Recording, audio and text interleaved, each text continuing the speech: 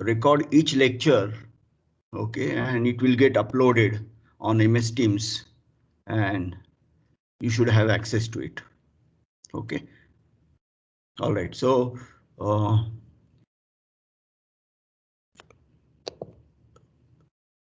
the course is SI 416. Course name is optimization. Course structure is 21006. This is just a formality I'm trying to complete. And the lecture schedule is we meet every Monday from 10:35 to 11:30, Tuesday 11:35 to 12:30, Thursday 8:30 to 9:25. And I plan to follow this book. Okay, an introduction to optimization. Fourth edition is available. It has come out, and this book is by Edwin K.P. Chung and Tenslaw H. Zach. Okay, so I'm going to upload this. I think whatever we discussed, the notes that I'm going to display today, I shall upload them. Okay, in due course of time. All right. So this is this. Okay, I have not mentioned anything about the evaluation scheme. Okay, so I'm still thinking about it, and maybe I will let you know about it by next week. Okay, so this is all about information. I mean, exactly. So how many homeworks I'm going to assign, quizzes, etc., etc. I shall let you know in the next week, in the following week. Okay, all right.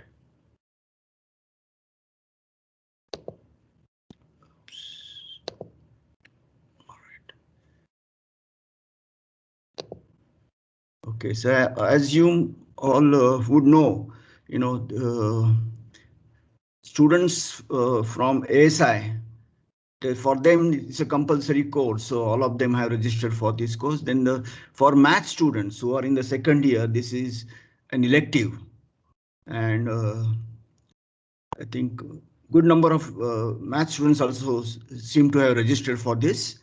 Then students pursuing BS in mathematics have registered for this. Then the students pursuing integrated MSc math, they also seem to have registered for this. So the number of students who have registered for this course, that number exceeds around 65. Okay. All right. So the point that I'm trying to make here is that, it's not very heterogeneous, but still it is a heterogeneous group. Okay. So what I plan to do today is maybe in the next lecture also, I'm just going to reuse basic material, the notations and basic concepts that we shall encounter. Okay, during the lecturing of this course. So I want to just review them first. Okay, so some of them would be, I mean, very well versed with them, with the concepts, etc. So just please bear with me. But maybe some of I know I'm a statistician. Okay, so I know, so statistics students, I think they also would be familiar with them. I'm not saying no, but maybe for some of them, it's a good idea to review them thoroughly. Okay. All right. So again, we need to work out many things. So how do I maybe since all the ASI students are supposed to do this, do you have a class representative? I'm sure you must have. Okay. Who is the class representative for ASI student?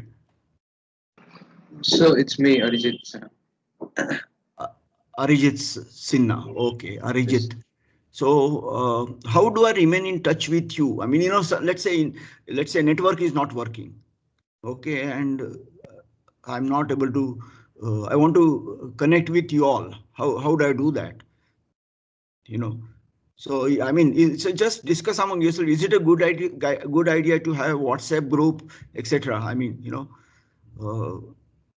Yes, sir. I think it's the standard way. I mean, everyone has. I mean, we have a WhatsApp group. We can make it in one day. I mean, don't yeah. take. So yeah. Okay. So I would request you to make a WhatsApp group of all the students who are registered for this course, so that we can remain in touch if the situation arises. Okay. Okay. So All right. I mean, all you mean all the students of this group or only the students from ASI? No. I didn't mean students from ASI. I mean the students who are registered for this course. Sure, sir. SI 416. Sure, sir. Is it going to be too much? No, sir. I just mean, I mean, I'm not sure that how would I contact the students from mathematics I department. see. Uh, One thing you could do is just put the WhatsApp group, the link, the invite on the Teams channel. I think everyone can just join. Oh yeah, sure. yeah. Okay. I'll do that. So, again, maybe I mentioned it a while ago, but there are many features of MS Teams I'm not familiar with. So again, you have to bear with me. I think I plan to learn it as this course progresses. Okay. Anything else that you want to say? I mean, any one of you would like to say? So,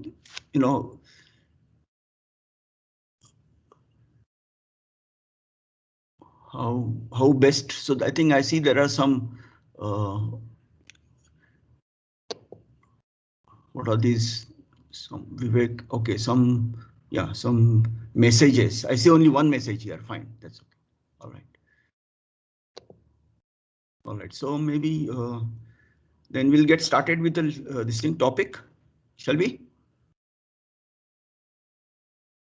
All right. Okay. Okay. So the review of real valued functions of several variables.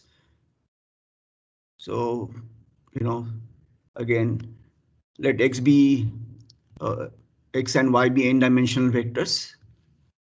And then we know that the sum of two vectors is essentially adding the corresponding components, and x plus y again becomes a vector in Rn. If a is a real number, then you have this. Okay, so maybe I think some of these things are very elementary. So maybe I will not spend time on these things. So this is. But just for the completeness sake, I have included them. Okay. So if x, y, z are n-dimensional vectors in Rn, and if a and b are real numbers, then these properties like commutativity, associativity with respect to the addition, these two properties hold. Then there is a unique vector 0 called the 0 vector, and etc. X plus 0 is x, and so on. Okay, so again, I need not go through all of these properties. Again, the length of the n-dimensional vector is defined as this. This is the distance of x from the origin, Euclidean distance. Okay, and if you have two vectors, the distance between the two vectors is given by this. Everyone is familiar with this. So for n equal to 1, this definition of length reduces to the familiar absolute value, and the distance between the 2 points is the length of the interval having them as endpoints. For n equal to 2 and n equal to 3, the length and the distance of the above definition is reduced to the familiar definitions for the plane and the three-dimensional space. Okay, so again, this concept is illustrated with simple examples like this. Nothing I mean, there's nothing to be explained here. So I just rush through all this. So if the inner product of two vectors is defined like this, okay, and this one of the celebrated inequalities, namely Schwarz inequality, is given by if you have two vectors in Rn, then the absolute value of the inner product of x and y is less than equal to the length of the vector x times that of y. Okay. And the equality holds if and only if one of the vectors is a scalar multiple of the other. So I think this I'm going to leave it to exercise. I think some of you would definitely know how to prove it, but if you have forgotten, you may want to go back to the books and find out how to prove this. Okay, the proof is straightforward. Of course, let me just make, let me make one point very clear is that, I think in this review material, there are many theorems that are mentioned, and proof I have left in the proofs I have left them as exercises. Okay, so of course, I'm not going to ask them in the exams. Okay, so let me make it very clear. But if you just want to brush up your knowledge about this vector algebra or etc., then you can do that. Again, if you have two vectors x and y in Rn, this is again one of the well-known properties. This triangle inequality is given by this. Okay, again, equality holds if one of the vectors is a non-negative multiple of the other. All right. As a corollary to this theorem, so if you have this x, y, z are n-dimensional vectors, this inequality holds.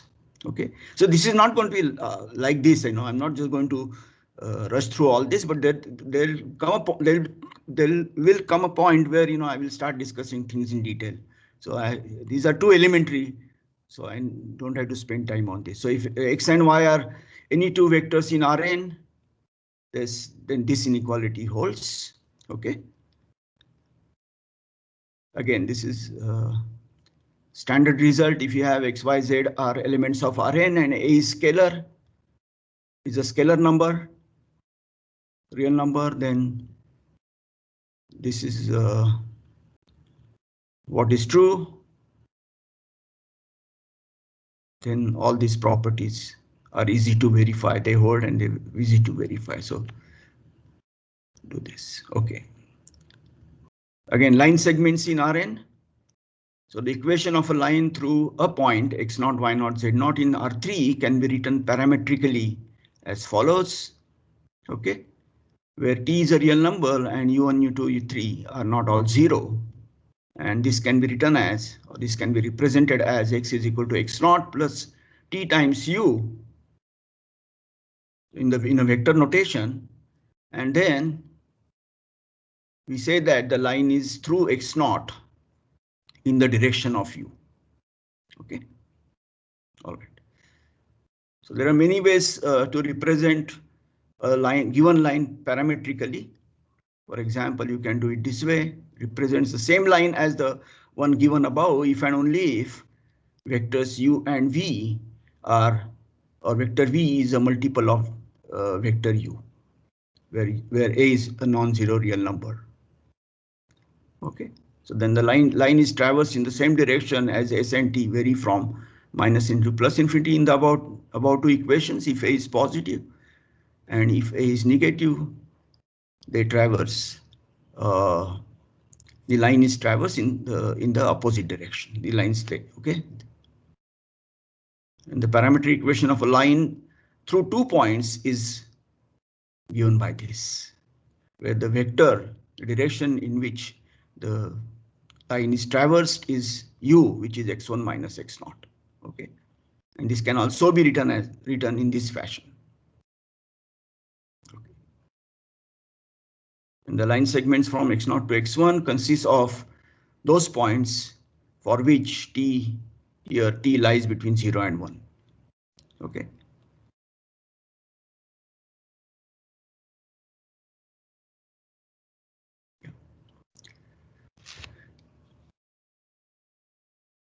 So we are given a representation for x, y, z, and this can be converted into a vector notation, and you have x is equal to this plus t times this vector, and this represents line in 3 dimension passing through this point and in the direction of this. Okay.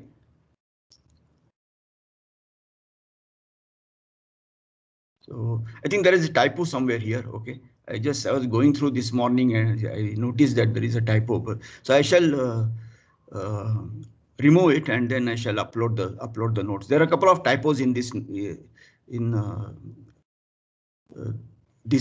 set of notes. Okay.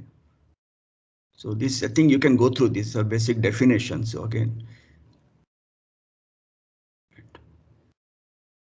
So suppose x naught and u are in Rn, and in vector u is not a zero vector, then the line through x naught in the direction of u is the set of all points in Rn is like this. And the set of points of the form this, where t is restricted to t1 to t2 closed interval, is called a line segment. So again, we can represent it in this fashion. Okay. So again, I already made reference to this. A line can be oriented in two directions, in opposite directions. Since x is equal to x naught plus t plus u, and this is here x is equal to x naught minus t u, not x naught plus t u, not t plus u. I said it incorrectly. Okay, so let these two represent the same set of points. These two represent the same set of points, right? But they're in the opposite direction. Line segments or lines are in the opposite direction. Okay. All right. So this is again, you are familiar with this. Epsilon is positive, and the epsilon neighborhood of a point x naught in Rn is the set of points x in Rn such that the distance between x and x naught is strictly less than epsilon. Okay, that is an epsilon neighborhood of the point x naught, which lies in Rn. Okay. So an epsilon neighborhood of a point in R2 is the inside, but not the circumference of the circle of radius epsilon about x naught in R3. About x naught, okay, but in R3 it is inside but not the surface of the sphere of radius epsilon about x naught again. All right. Then again, the sequence of points xr in Rn is said to converge to the limit x upper and lower bar. Again, this point lies in Rn if the distance between these 2 points as r tends to infinity, if this distance approaches 0, then we say that the sequence in n dimension converges to a sequence, this sequence in n dimension, and we write it like this. Okay. So if x is n dimensional, and let us denote the elements of x or the coordinates of x as x1, x2, x1 upper bar, x2 upper bar, xn upper bar, and if xk, again xk has k components, x1k, x2k, xnk for each k, and then the limit of xk for k as k becomes large is given by this vector, if and only if this convergence happens coordinate wise. Okay. So sequence of xk points in Rn converges to a limit x in Rn if and only if the sequences of components of xk, those sequences converge to the respective components of x. Okay. So again, nothing new is being said here. Okay. So please bear with me. But again, just for completeness sake, I must do this. A sequence xr of points in Rn converges if and only if for each epsilon greater than 0, there is an integer k,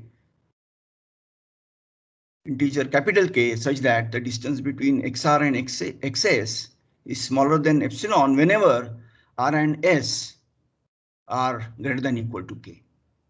Okay.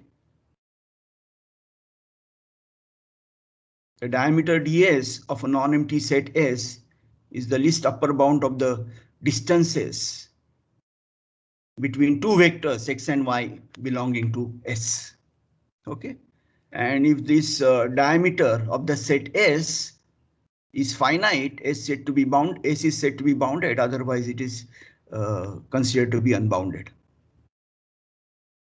Okay, I'm going to skip this theorems 1.6.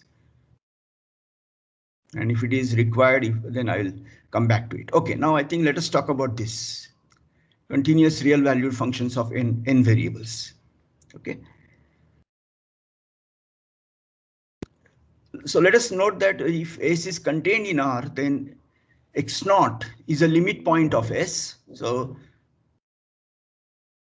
a set S is a subset of the real line. We're not only one dimension. Okay, then x naught is a limit point of a set S if every neighborhood of x naught contains points of S distinct from x naught. Okay, then the point x naught is considered to be a limit point. So consider every neighborhood. Okay, so that neighborhood could be very small, okay, or maybe very large, but it has to contain a point of S other than x naught. And when this holds, we call x naught as a limit point of S. And this concept is illustrated using this example. So let set S consist of these elements. Okay, so minus infinity to minus 1, of course, closed at minus 1, union open interval 1 to 2, union singleton set 3. Okay, so this is contained in R. And we want to identify all the limit points of this set. Then the set of limit points of S, that set is given by this. Okay. I mean, the point to be noted is that this set S does not contain 1 and 2. However, the set of limit points of S, this does include 1 as well as 2. That is point number 1, right? Why does it include 1? Because consider any neighborhood around point 1, right? That neighborhood should contain a point of at least one point of S, which is different from x naught, and here x naught is equal to 1. So 1 is here, then you consider a neighborhood, every neighborhood of 1. Okay, so no matter how small it is, of course, it will contain element of S. It is quite obvious. And if you consider a neighborhood which is relatively large, but that will also contain a point of S other than 1. And same thing holds for 2. Okay. But the second point to be noted here is that, so here 1 and 2 do not belong to S, but they belong to the set of limit points. Here element 3 belongs to S, but it does not belong to the set of limit points, and it is obvious because no matter how small a neighborhood of 3 is considered, it definitely doesn't include. I mean, I can always say if there is at least one neighborhood of 3 which does not include a point of S, other than the 3 itself, then it doesn't satisfy the definition of a limit point. So you can always choose a T3 and you take epsilon to be very small. Then we know that 3 minus epsilon to 3 plus epsilon, we can make sure that that doesn't include any element of S. Therefore, 3 fails to be a limit point. So I hope the concept is clear.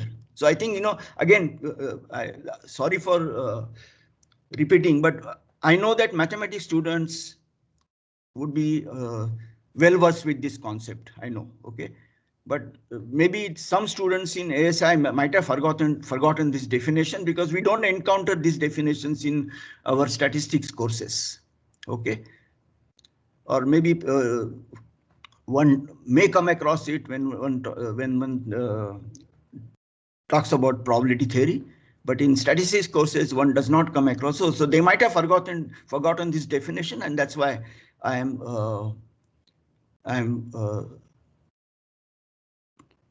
talking about it here. Okay, fine. All right. We say that fx approaches the limit L as this vector. Again, it is n-dimensional vector, and the function that is being considered, so function f is considered to be a function from Rn to R. Okay, so we say that fx approaches the limit L as x approaches x naught, and write this limit of fx as x approaches to x naught as L, where L is a real number, because the function f is a function from Rn to R, and this happens if x naught is a limit point of df, the domain of the function, and for every epsilon greater than 0, there is a delta such that the This is actually, this is, of course, this is distance between 2 points in R. Distance between fx and L, this distance between these 2 points in R, this distance is smaller than epsilon for all points x in df, the domain of the function f that satisfy this inequality. Okay. Okay, so here it is the distance between the n-dimensional vectors that we are talking about. Okay, and we have defined the concept of distance, Euclidean distance between the two vectors. Okay. So again, you know, one is familiar with when one deals with the function f from R to R, but here we are talking about a function f from Rn to R. Okay, I think later sometime we'll talk about functions from Rn to Rm also. Okay, so such a this thing stage will come. All right. So here the function, okay, again fx, so it's a the function g is from R2 to R, and here the very specific function is considered gxy equal to 1 minus x squared minus 2y squared, and so the claim is that we are making a claim that g of xy as xy tends to x naught y naught, where x naught y naught, this point in R2 is fixed. And this limit is given by this. Okay. And this statement holds for every x naught y naught in R2. In R2. Okay. So again, look at gxy. So essentially for this to hold, this definition must remain valid. That's what we need to verify the definition. Okay. That's what we are going to do. So gxy minus gx naught y naught. So this is gxy and this is gx naught y naught. I'm considering the distance between the two, right? So all these points, they lie in R. So this is 1 minus x squared minus, again. So I substituted for gxy. This is already gx naught y naught. Then, you know, one cancels out and this simplifies to this. This further simplifies to this, and then using Cauchy-Schwarz inequality, one can write this. So we are showing that this minus this is less than equal to this times this. Okay. And if you choose the distance between these two vectors to be smaller than 1, then this implies this, and this also implies this. So I think I want each one of you to make sure that this implication is understood. This implication implies these two.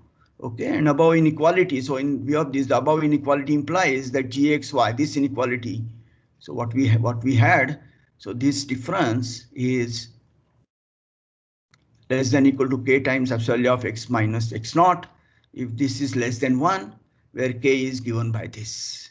So this again, I think this involves some work. So I think I'll let you figure this out. Okay, and so for every epsilon greater than 0, if you choose your delta to be this, then we would have shown that for every x bar x naught satisfying this holds. Okay, and thus we have verified the definition. Okay, so this was just for the illustration's sake.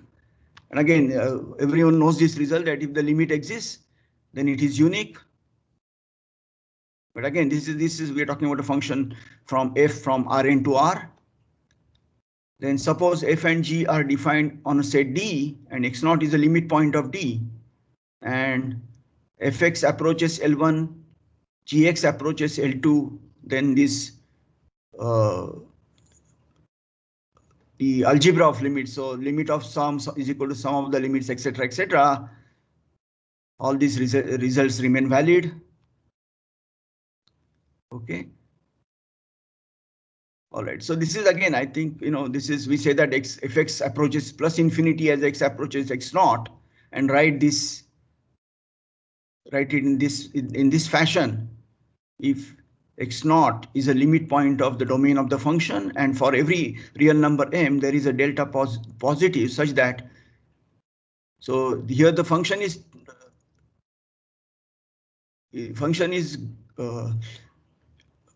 going to infinity.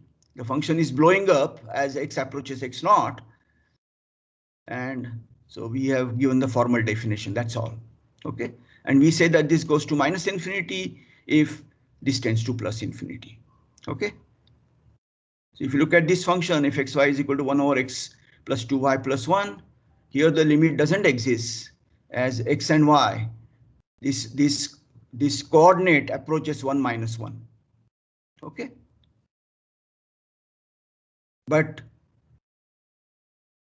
if you do this, absolute value of this approaches infinity as x comma y approaches 1 minus 1.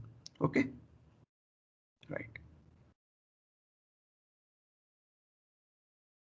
Again, if you consider x plus 2y plus 1, the denominator here, so we have this. So again, write it like this, and then using Cauchy-Schwarz, we get this. And so absolute of fxy is in fact equal to 1 over absolute of x plus 2y plus 1. And because of this, this is greater than or equal to 1 over square root of 5 times x minus x bar. And therefore, this is greater than m if the delta is chosen to be this. Okay. If df is unbounded, the domain of function f is unbounded, and we say that the limit fx tends to L, where limit L is finite, but the length of the vector increases without any bound. If for every epsilon greater than 0, there is a number r such that the distance between fx and L is less than epsilon whenever the length of the vector is equal to or larger than r. Okay, for and point x happens to be in df. Okay.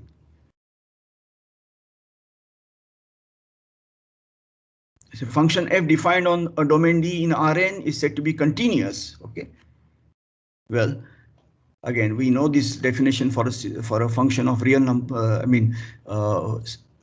Function of one variable, a function from R to R. So here you have a function defined on a domain which is contained in Rn. And so here again, function is from Rn to R and is said to be continuous at a point x naught, which lies in D if the limit of the function f of x as x approaches x naught is equal to the value of the function at x naught. Okay.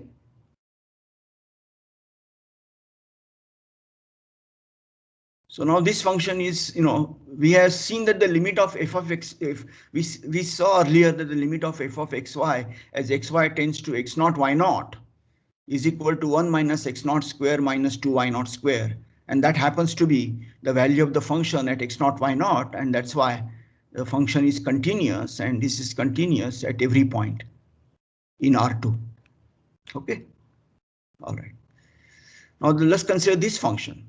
So now the function fxy is xy over x square y square. And the claim is that this function is not continuous at the origin.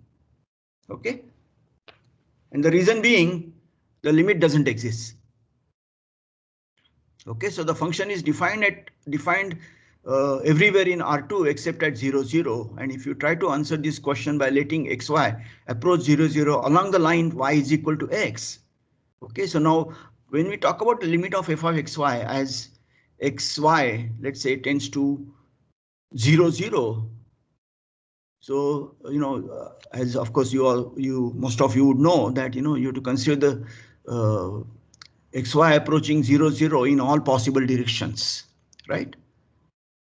And the limit is said to exist if no matter what path is chosen, the limit happens to be the same. Okay. Now here what happens is you let x approach xy approach 0, 0 along the line y equal to x, then so you replace y by x here, so then you get x square over x square plus y square, and that leads to fxy equal to half, and the along this thing, the limit is equal to half. Whereas if you let xy approach 0, 0 along the line y equal to minus x, then in that case, f of x minus x is equal to minus half. So as xy approaches 0, 0 along the line y equal to minus x, the limit is equal to minus half. And from the earlier theorem, we know that if the limit exists, it is unique. So the function, this statement, or the claim that was the claim that we made, that the limit exists, that claim doesn't hold. That claim is untrue. Okay. All right. So what we have shown is that this is this, and etc. This shows that this limit doesn't exist, and hence the function is not continuous at the origin. There is no question of it being continuous since the limit doesn't exist. All right. Okay. Okay, let me see. I think it is 9:21. Okay, so just give me a few minutes. Okay, so suppose x naught is in df and a limit point of df. Okay, then f is continuous at x naught if and only if for each epsilon greater than 0 there is a delta positive such that whenever the distance between x and x naught vectors, that is smaller than delta, and x is in df, the distance between fx and fx naught, excuse me, is less smaller than epsilon. Okay, so we say that f is continuous on S if it happens to be continuous at every point of S. Okay, so f and g are continuous on a set S in Rn again. So the sum of two continuous functions is continuous, difference of two continuous functions is continuous, and so on. And ratio of two continuous functions is continuous as long as the function in the denominator does not vanish at the point of continuity. Okay. So these are all routine results, nothing, I think, all right. Then again, this is about a composition. I think, if you have G1, G2, Gn are real valued functions defined on a subset T of Rm, and define the vector valued function G on T by this. So this U belongs to Rn. Okay, so G1 is G1, G2, Gn, each of the functions is from Rn to R. Each of the functions is a functions each of them is a function from Rm to R, not Rn, I'm sorry, Rm to R, and then G happens to be a function. It happens to be a function from Rn to R. Okay. No, this happens to be, sorry, G happens to be a function here. It happens to be a function from Rm to Rn. Sorry, it happens to be a function from Rn to Rn. So for fixed U belongs to T, which is a subset of Rm, and Gu you get n-dimensional random vector. Sorry, not random vector. I'm sorry, n-dimensional vector. Okay, so G is a function from Rm to Rn, and G1, G2, Gn are component functions of this. Then we say that the limit of G of U as U tends to U naught is n-dimensional vector if and only if the component wise this holds. So we know a function from Rm to R, what it means for the limit to exist.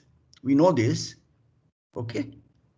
And then we are talking about this, and then G is continuous at U naught if G1, G2, Gn are each continuous at U naught. Okay, I think so this is about this result is about the composition of two functions. So fine. So I think maybe I'll quickly cover this next time, but I think my interest will be in discussing this subsection, partial derivatives and the differential. Okay, so I want to spend time discussing this in the next class. Okay, so I think we have to get used to this system. Of course, we already got it. Some of you have been taking classes from the last semester. In my case, as I told you, I taught PhD level course and I had only 3 students, and I did use MS Teams, but then I used to send the invite. I learned about generating a code yesterday only, so I'm learning. Okay, so please bear with me, and if you have any suggestions about the course, please communicate them to me through or via Arijit. Okay, so he is a class representative, and if you want to communicate any, give any suggestions with regard to this course, please communicate them through Arijit Sinha. So I think your identity will not get revealed. Okay. So we stop here. I think it's almost 9:20, 9:25. Yes. Arijit, do you want to say something? Yes, sir. I just wanted to say that I have I've given the link for the WhatsApp group in the chat. Okay. So everyone can join now. Join. Okay. So I will also join. Okay. All right. Thank you. Okay. So we'll meet on Monday at 10:35. All right. Bye then.